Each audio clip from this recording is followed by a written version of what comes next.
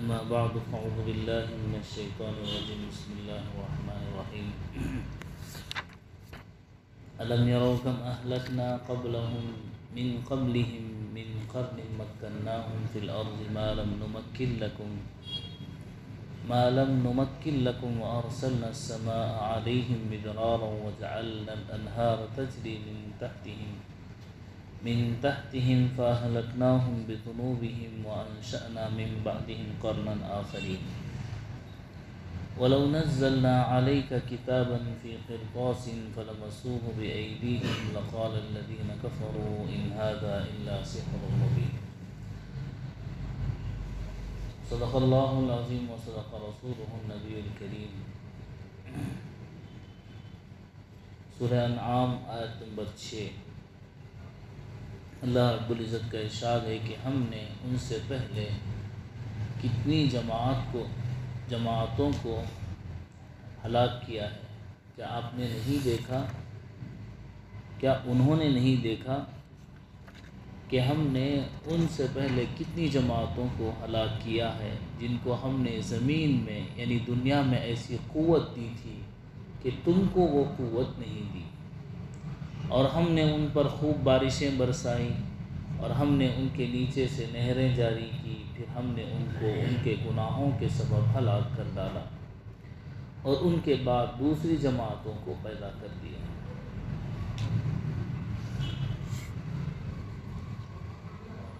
اور اگر ہم کاغذ پر لکھا ہوا کوئی نوشتہ کتاب صحیفہ آپ پر نازل فرماتے، پھر اس کو یہ لوگ اپنے ہاتھوں سے چھو بھی لیتے، تب بھی یہ کافر لوگ یہی کہتے کہ یہ کچھ بھی نہیں ہے مگر صریح جادو ہے. سورہ انعام کی آیت نمبر 6 اور 7.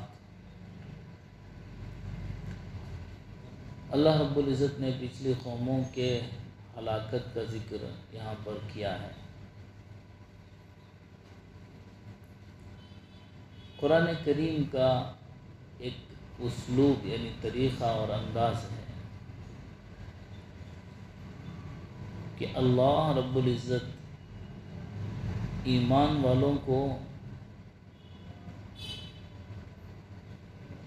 ان نعمتوں سے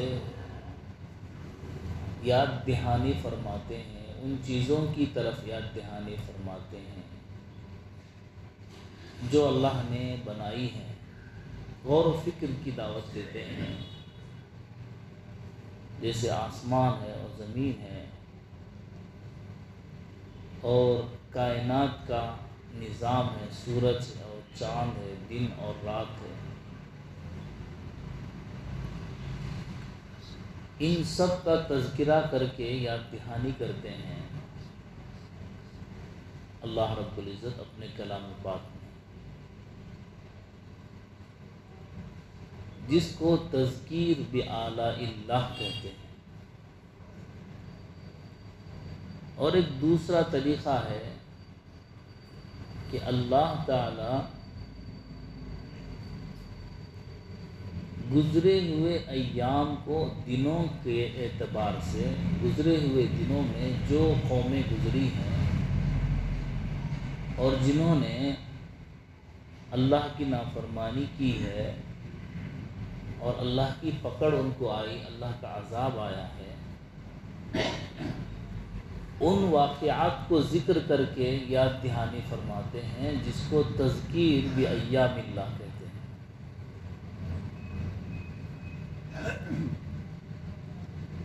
تذکیر بآلاء اللہ، اللہ کی نشانیوں، اللہ کے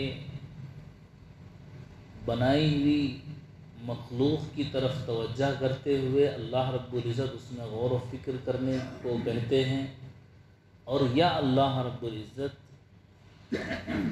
ان لوگوں کے واقعات کو ذکر کرتے ہیں جنہوں نے نافرمانی کی اور حد سے تجاوز کیا، تاکہ لوگوں کو عبرت ہو. اس کو تذکیر بایام اللہ کہتے ہیں.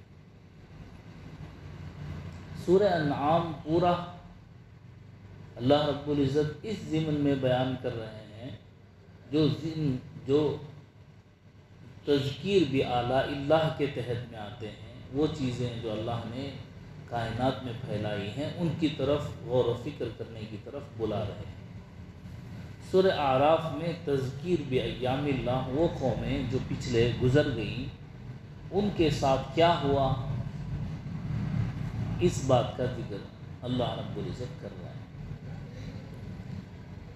اور اس کا جو پس منظر ہے سورہ انعام کا، کہ اللہ کے نبی صلی اللہ علیہ وسلم کی 13 سالہ مکہ کی زندگی اور بقیہ 10 سالہ زندگی، نبوت والی 13 سالہ زندگی، پوری زندگی ویسے 53 سال کی، اور 10 سالہ مدینے کی زندگی۔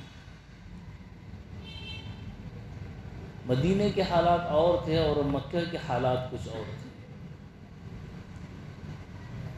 مکہ میں جن کافروں اور مشرکوں سے نبی پاک صلی اللہ علیہ وسلم کو واسطہ ہوا، وہ بالکل صاف صاف تھے، کہ مخالفت میں بالکل صاف صاف تھے، اور اگر موافقت کر رہے تو صاف صاف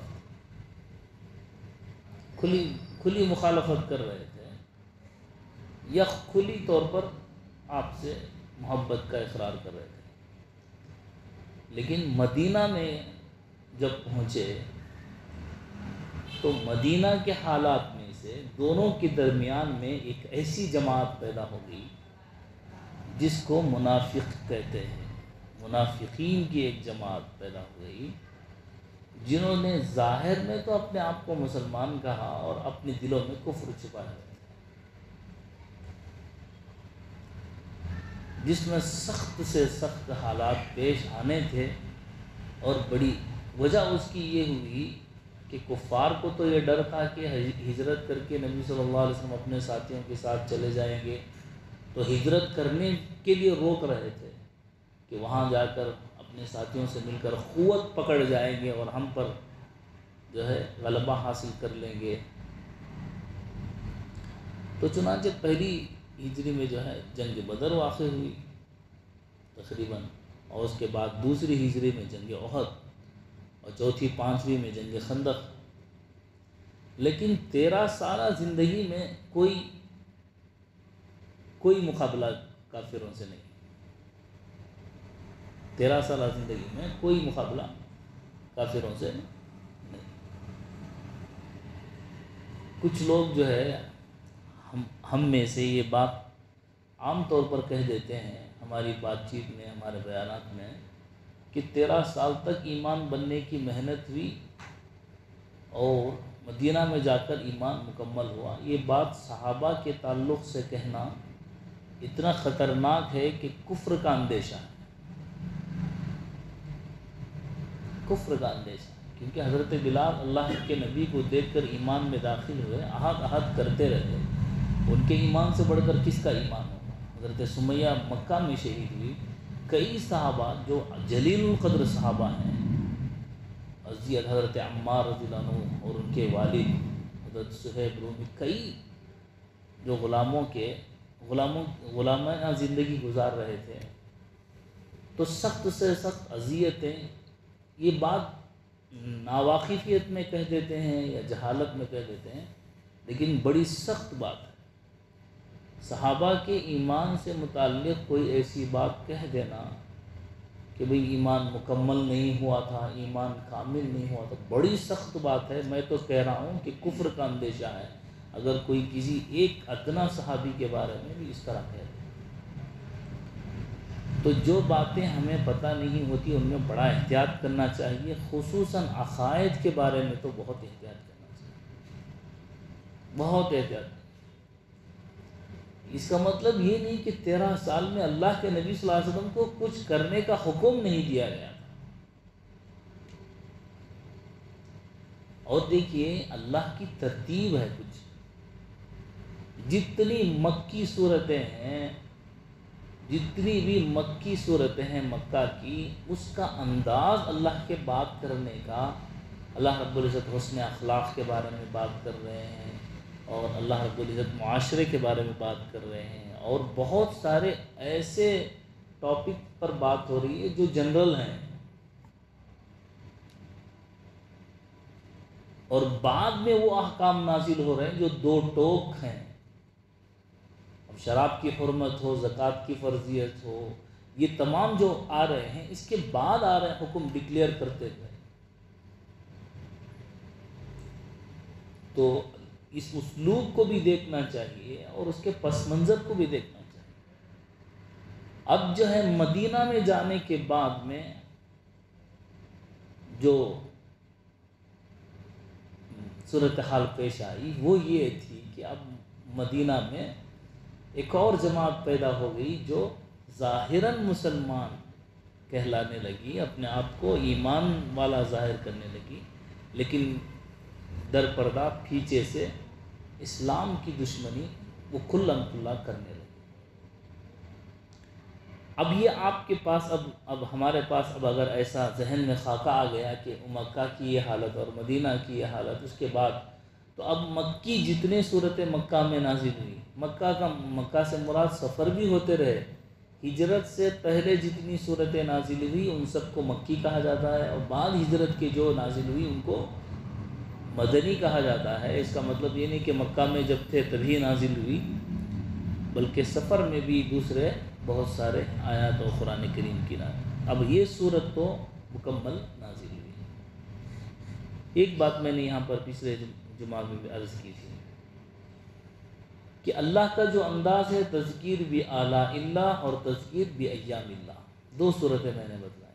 تو یہ جو ہے اوپر کی جتنی آیتیں 5 آیتیں ہیں، الحمدللہ الذی خلق السماوات والارض سے لے کر 5ویں آیت تک اللہ رب العزت تذکیر بھی اعلیٰ اللہ کے تحت اللہ کہہ رہے ہیں زمین و آسمان کی پیدائش اور انسان کی پیدائش، موت و حیات، اور اسی طرح دن اور رات، اور جو ہے ظلمت اور تاریکی، اور فلاں فلاں اللہ نے ذکر کیا. اب اللہ کہہ رہے ہیں دیکھو اس سے پہلے ہم نے کئی قوموں کو ہلاک کر دیا جن کو ایسی قوت دی تھی کہ جیسی تم کو قوت نہیں دی. ما لم نمکن لکم. یہاں پر ایک اور بات بڑی اہم بات ہے کہ اللہ تعالیٰ نبیوں کو بھیجتے تھے لوگوں کو دین کی طرف بلانے سمجھانے کے لیے. بہت سارے نبی آتے جاتے رہتے، لیکن جب رسول کو بھیج دیا جاتا اس کی بات مان لی جاتی تو وہ قوم نجات پا جاتی. اگر رسول کا انکار کرتی تو اب وہ اس قوم کو بخشا نہیں جاتا تھا. اب آپ کہیں گے نبی اور رسول میں کیا فرق ہے؟ نبی اور پیغمبر کامن لفظ ہے، عام لفظ ہے. نبی نبوت، جس نبی کو بھی نبوت دی گئی، چن لیا گیا اپنے پیغام اور میسج کو بھیجنے کے لیے اللہ کی طرف سے.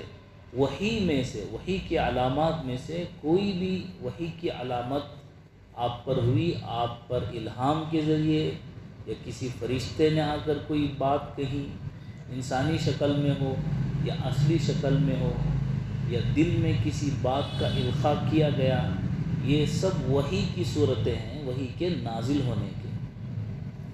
اللہ کی طرف سے جو بات آتی ہے اس کو وحی کہتے ہیں. اور رسولوں کا درجہ اس سے بڑا ہوتا ہے، اولو العزم ہوتے ہیں. جیسے حضرت نوح علیہ السلام رسول ہے، اس سے پہلے بھی انبیاء آئے، لیکن جب بات نہیں مانی گئی تو قوم نوح کو غرق کر دیا گیا.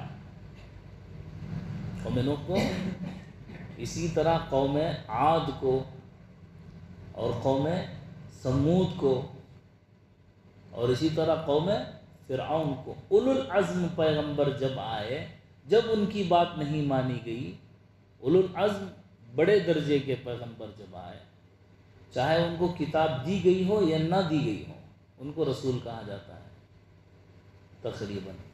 تو اب اللہ رب العزت نے حضرت ابن عباس رضی اللہ تعالیٰ عنہ کی ایک حدیث کے مطابق 1.25 لاکھ انبیاء کو اللہ نے دنیا میں بھیجا، 1,24,000 تقریباً. اس کا کوئی حتمی اور یقینی عدد نہیں ہے. تو پھر اس کے بعد اللہ رب العزت رسولوں کو جب بھیجتے تو رسولوں کی بات کا ماننا وہاں پر بالیقین ہوتا. اگر ان کی بات کا انکار کیا جاتا تو قومیں ہلاک کر دی جاتی. اب یہاں اللہ رب العزت اس بات کا ذکر فرما رہے ہیں الم یروا کما اہلکنا من قبلہم من قرن مکناہم فی الارض ما لم نمکن لکم وارسلنا السماء علیہم مدرارا وجعلنا الانہار تجری من تحتہم فاہلکناہم بذنوبہم وانشأنا من بعدہم قرنا آخرین۔ تو اس دوسرے طرز اور دوسرے انداز کے مطابق اللہ رب العزت کہہ رہے ہیں ہم نے ان سے پہلے کتنی جماعتوں کو ہلاک کیا ہے جن کو ہم نے زمین میں ایسی طاقت و قوت دی تھی جیسے کہ تم کو نہیں دی، جیسے قوم عاد ہے، قوم ثمود ہے۔ اللہ رب العزت نے بڑی طاقت عطا فرمائی تھی، بہت بڑے جسم کے مالک تھے اور بڑے طاقت کے بھی مالک تھے، بہت ساری صلاحیتیں میں اللہ نے دی تھی، لیکن جب انہوں نے غرور کیا اور گھمنڈ کیا اور رسولوں کی بات کو نہ مانا تو اللہ رب العزت نے ان کو ہلاک کیا۔ وَأَرْسَلْنَا السَّمَاءَ عَلَيْهِمْ مِدْرَارًا، اور اللہ نے کہا ہم نے ان کے نیچے سے نہریں جاری کر دی، فَأَهْلَكْنَاهُمْ بِذُنُوبِهِمْ وَأَنشَأْنَا مِن بَعْدِهِمْ قَرْنًا آخَرِينَ۔ اور دوسری جماعتوں کو اللہ نے، قوم سبا بھی ہے جنہوں نے اپنے باغات پر بڑا، جنہیں بہت گھمنڈ تھا، قوم سبا۔ اب اللہ رب العزت نے ان کو 1 2 3 ایسے نبی بھیجتے رہے، جب انہوں نے ان کو انکار کیا یہاں تک کہ ان کا قتل کیا لوگوں نے، دوسری قوموں نے بھی،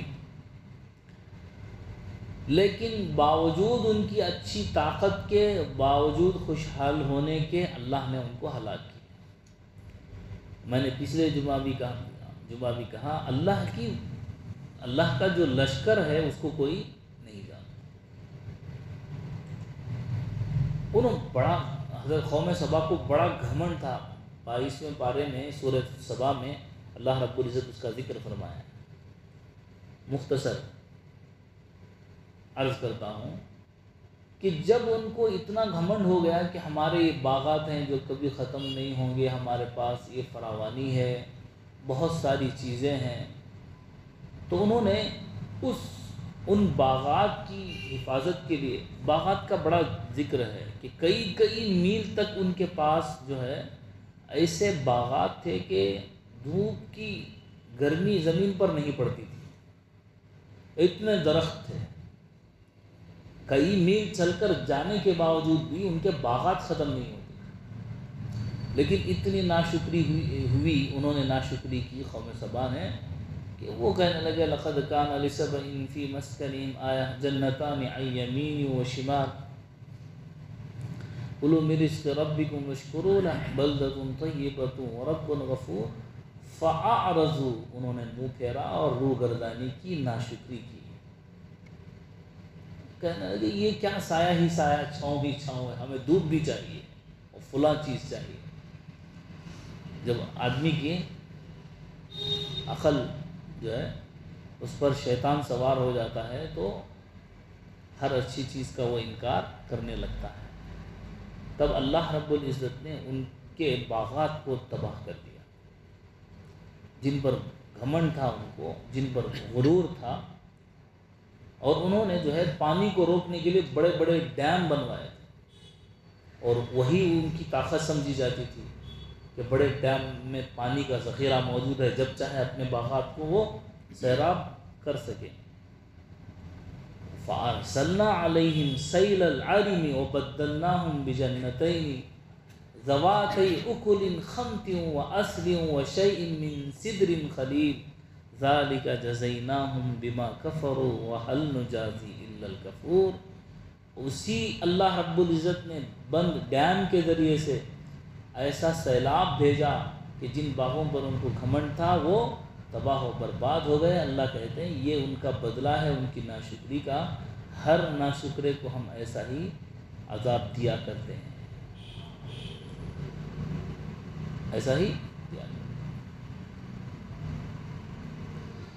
اس بند ڈیم میں ایک عجیب بات اللہ رب العزت کی مخلوق سے متعلق کہ اللہ رب وہ بڑے بڑے پتھروں سے انہوں نے پانی کے ڈیم بنا کر اسے روک رکھا تھا۔ تو ایک مرتبہ انہوں نے دیکھا کہ اس